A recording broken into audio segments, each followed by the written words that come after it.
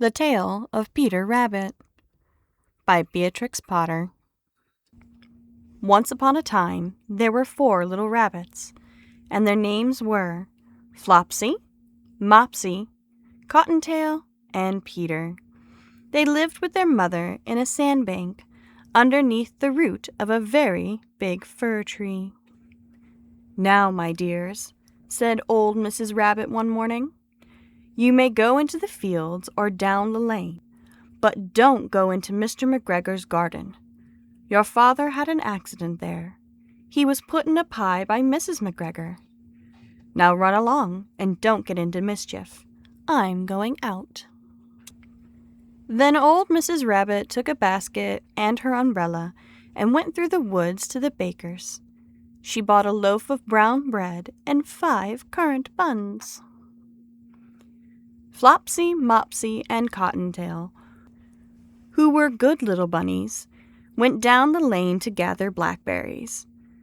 But Peter, who was very naughty, ran straight away to Mr. McGregor's garden and squeezed under the gate.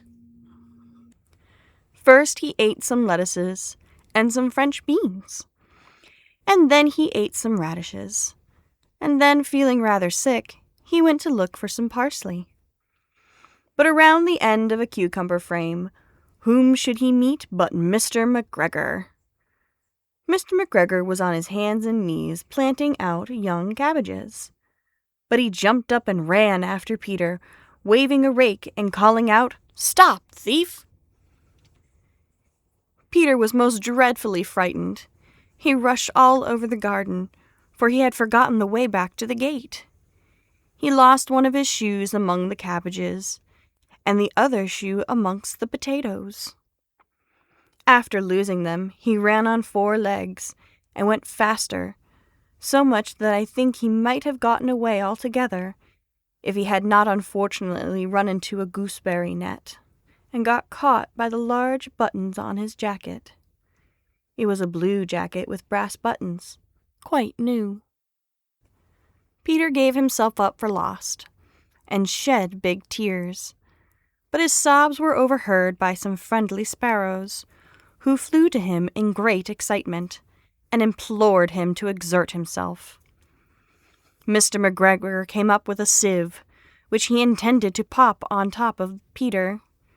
But Peter wiggled out just in time, leaving his jacket behind him, and rushed into the tool shed, and he jumped into a can.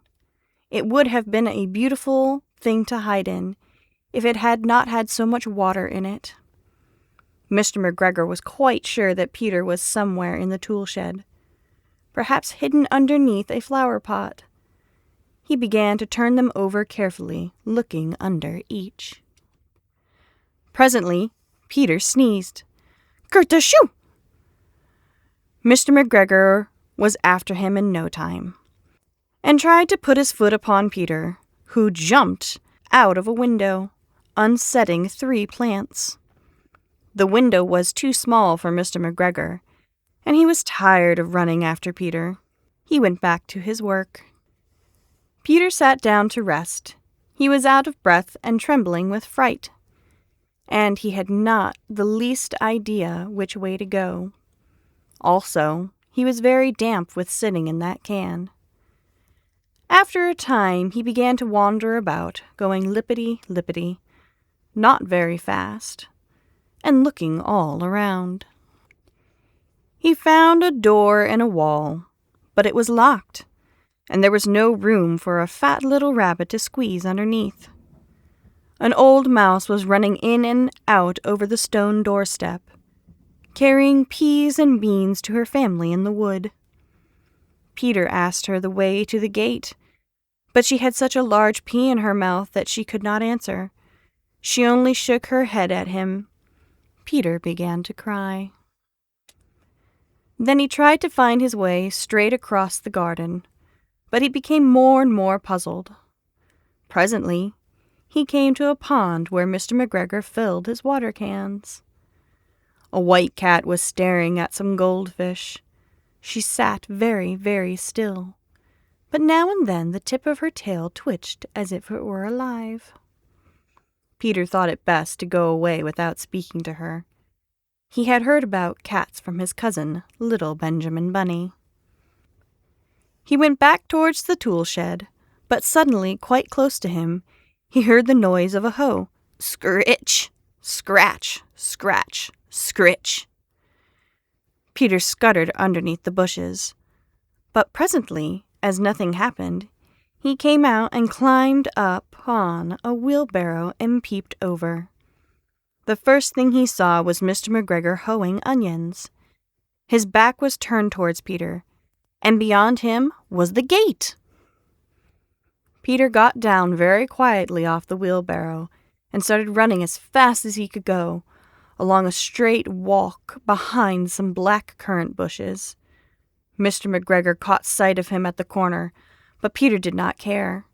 He slipped underneath the gate and was safe at last in the wood outside the garden.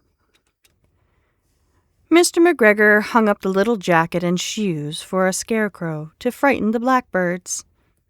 Peter never stopped running or looked behind him till he got home to the big fir tree.